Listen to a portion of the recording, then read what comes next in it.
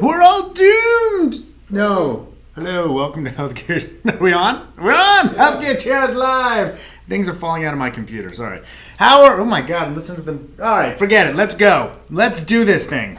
Because we're a little late. Anyway, first question, Samantha Stroiano. No, Stroiazzo. Samantha Stroiazzo. Should people be paying attention to expiration dates on prescriptions and over-the-counter medications?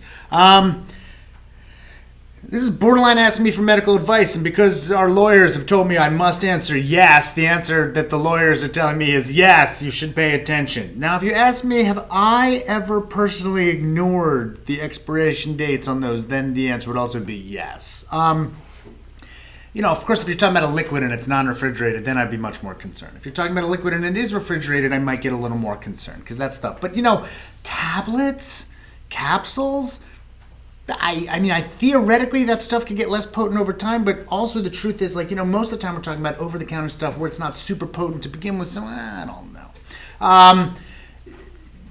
That would be a good thing to study, but given the way that they sort of do that kind of stuff, I imagine that they make the expiration date way before they would actually need to make sure it would be. So there probably is some give, but no one's ever really going to stand up and say, yes, ignore those things, because then the one time you actually do find there's an issue, you'll be blamed. So the official answer would still be, I guess there's an expiration date, you should pay attention. If you're asking if I personally always do, I'm sure I have not. Richard Bruins. Preemptive wisdom tooth removal has very significant costs and risks. What is evidence is there? My dentist is correct in saying that near everyone should get their wisdom teeth removed. I think saying everyone should get them removed is clearly too much. I think that if you looked for decent evidence talking about when people should, it's very hazy. But again, my wisdom teeth are removed because unfortunately, when a professional tells me that they need to do it, usually you're talking about children and people wind up having it done. I don't think my wife ever had her wisdom teeth removed, and I don't think there's ever been a problem.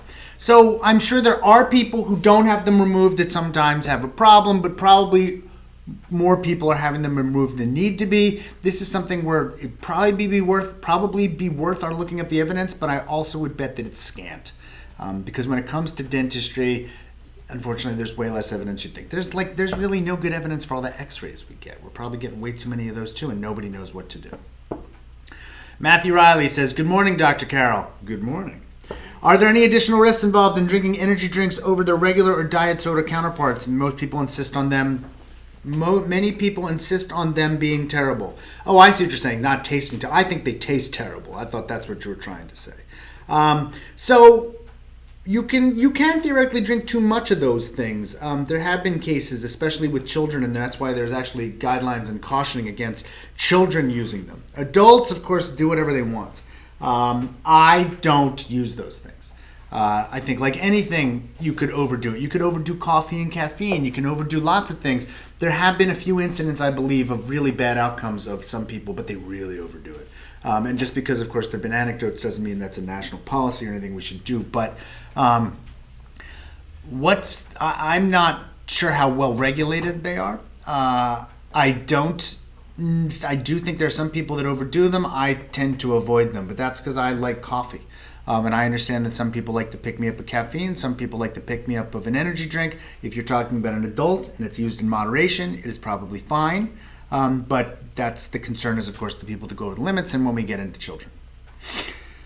Thomas E. Boland asks, does medical research have an expiration date? I.e., do you trust studies from the 50s that haven't been re-verified by newer studies? Well, here's the thing. It's like if it's a well-done study using metrics that we all believe, then yes, I trust it because science is science. If, however, we believe that there have been advances or changes in the instrumentation, in the idea behind the science, then I would say it needs to be re-verified. So very few trials back then were randomized controlled trials. You'd be shocked at how relatively recent randomized controlled trials are. And so if it's a small cohort study of like a very small population, then yes, it should be redone. Especially since, remember, in the 1950s, a lot of the research was often being done like on only certain races, only certain sexes. Our growth charts for a long period of time in the United States for kids were based on like a group of, I think, white children in Colorado. And that doesn't necessarily represent all children in the United States. And so, yes, there's some research that clearly needs to be redone, but it's methodologically flawed. It's not generalizable because of racial or socioeconomic differences. It's not generalizable because it only looked at boys instead of boys and girls. It's not generalizable because it didn't include certain other issues we might want. Sometimes it wasn't accurate because the tools weren't right. Or we need to be more accurate, or we need to be more precise. And so for those reasons, some research has to be redone. A lot of nutrition research was often, flawed and were not well thought out or not well controlled for or not looking at a long enough period of time. But that again is because the methods were flawed. If you show me a very well designed random trial from 1960 where I look at it and I'm like, I can't find any fault, then no, I don't think we need to repeat it every so often just to make sure it's correct. That's the point of doing good science. We don't have to keep proving that gravity is true. It is. The science was good. We know how fast, we know what the acceleration is on Earth. And you can get more precise about it, but we don't need to keep re-verifying it. Because if a well-designed experiment is conducted, then we have better faith in it for the long haul.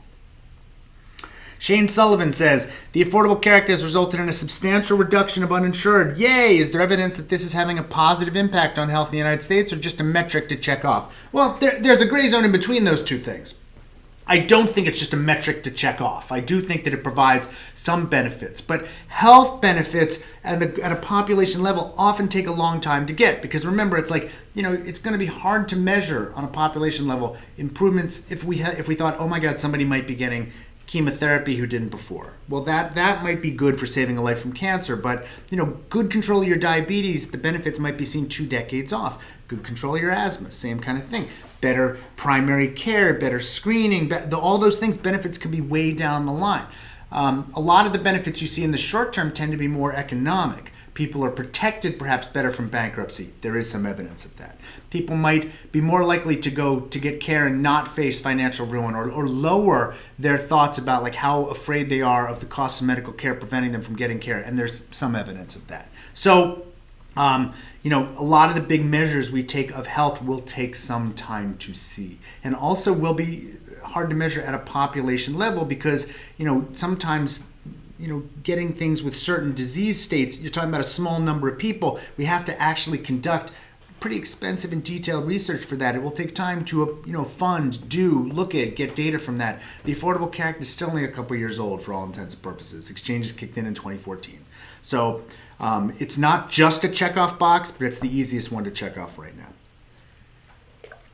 Zoji Rushi, how's the Apple Watch? Do you think it's a helpful health device? I love my Apple Watch, but I love it because it does 3 things really well. I get the messages. I like the messaging and the email because if my wife texts me during Healthcare Triage Live, I can just look at my watch, see what it is, and look right back at you. I don't have to get out my phone and fiddle with it. I like that. Same thing with an email. I like the sort of tracking of my activity and the number of times I stand up and sit down. You may not know this. When we do Film Healthcare Triage, I can control the teleprompter from my watch. Look, there's the app right there. It won't come up right now. That it's amazing. That's cool. And dark sky. I love getting it's going to rain in 2 minutes. That's about it though. If you think the thing's going to shoot lasers, it's not. If you think that it's great for Twitter or Instagram, no. So I like it for those very specific reasons. I had my expectations set right here and it met or exceeded them. If you thought it was going to change your life and be, something that you would never be able to live without, that's just not true. Plus it's a watch. I needed a new watch. I like my watch. It tells the time really well. And I like when I travel, it automatically resets it to the time zone. Simple pleasures. First world problems. Anja Praptonik, I know your thoughts on supplements in general, but I've noticed you still recommend a prenatal supplement, folate especially. Why this double standard?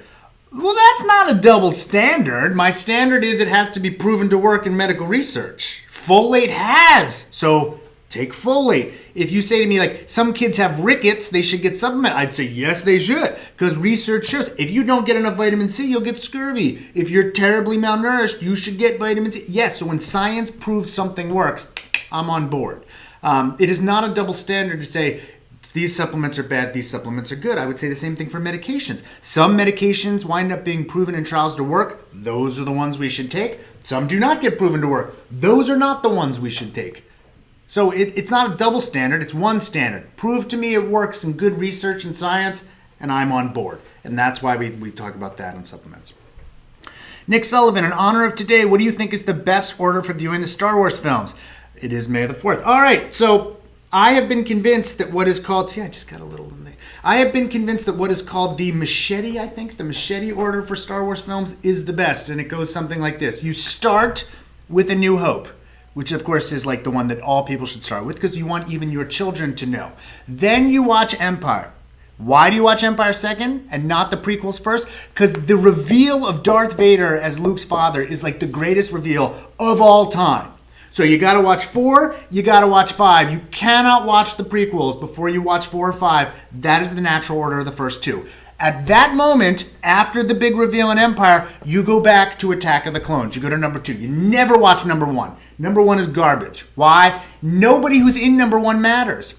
Darth Maul, big character, dies, never appears again. Qui-Gon Jinn, huge character, dies, never is seen from again. These are like meaningless people. You don't need to see Anakin Skywalker as a baby. You don't need to understand anything of Watto or the pod racing or any of that. None of those characters appear again. Nothing really about the Gungans or anything else matters. So you just go right back to Attack of the Clones. You watch Attack of the Clones, then you watch...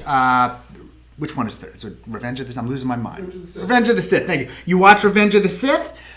Also, because that's the lead up, boom, you go back to Jedi. It actually makes Jedi a little bit better because now you've just watched how Anakin fell to the dark side by being tempted, by fear of losing those he loves, by all the things that concern. That is how he gets tempted to the dark side. Now you jump right back to Jedi and watch Luke go through the exact same thing. He's afraid he's going to lose his friends. He's afraid of all this. That could be his tempting fall to the dark side, and it's also the redemption of Darth Vader. So it actually works better. 2 and 3 can be used, especially 3, to make Jedi a little bit better. And because Jedi is not, it's not the best of the original trilogy. So with that ordering, 4, 5, 2, 3, 6, you get the awesomeness of 4 and 5, you make 6 a little bit better, you ignore 1 completely, and 2 and 3 get put in their proper place. Or there's probably some great articles in the machete order that even go into more detail of what I just said. But I have become convinced. Unfortunately, this is not the order I did for my kids because I only read about this far too late. So they watched the 1, 2, 3, 4, 5, 6. But my daughter didn't pay attention while we were watching 1, 2, and 3. So I think she actually got the shock of Darth Vader being Luke's father. But that is just too awesome to give up. Don't watch 1, 2, 3 first. Don't do it. None of us did. You shouldn't have to either. There's also this great article I read once that talked about there's 1 year, and it talks about if you were born after that year, you think that 6 is a great movie because you were young enough to think Ewoks were awesome. But if you were born after that year, you were old enough to realize that Ewoks were terrible and that they sort of ruined 6. So it's like by asking people if they like Ewoks, you can almost predict their birth year. It's really interesting. Let's move on. Amy Quill. Are there any health risks to being in the military that civilians wouldn't have? Well, yeah. I mean, one would be I would imagine you have a higher risk of being shot in war or by being killed, like by an IED or something like that. So, yes, those risks exist. Mental health risks of being in the military are certainly higher. The suicide risk of vets is way too high. There's actually a risk of a higher risk of catching something like meningitis or something from being sort of institutionalized and in barracks. And that's why for a long time we actually vaccinated lots of people in the military and we were not as conscious about vaccinating for meningitis outside. I would guess there could theoretically be there'd be some benefits, I'm sure, too. You might exercise more, you might, eat better. I don't know. But definitely there are some health risks. But that doesn't mean people shouldn't do it. Lots of people find great value in service and get a lot of benefit probably out of being in the military. But of course, there are, as with everything, risks and benefits. And certainly there are both with respect to that. Alex is peachy. Are there any negative effects to eating the same food every day? Well, first of all, of course, as Stan mentioned to me, it would matter on the food that you're eating. If you're eating a candy bar every day, not so good. If you're eating, a Big Mac every day, probably not so good. If you're eating salad every day, great. The problem probably with eating the same food every day is if that's all you're eating, almost no foods are perfectly nutritious, meaning you're probably lacking something that would be better in a diet with a lot of variety. The other is that you're likely to become bored of it over time. I mean, I think very few people can eat the same thing for long periods of time and not get bored, unless it's something really bad for you. Like, I feel like I could eat pizza every day forever, but it wouldn't be good for me.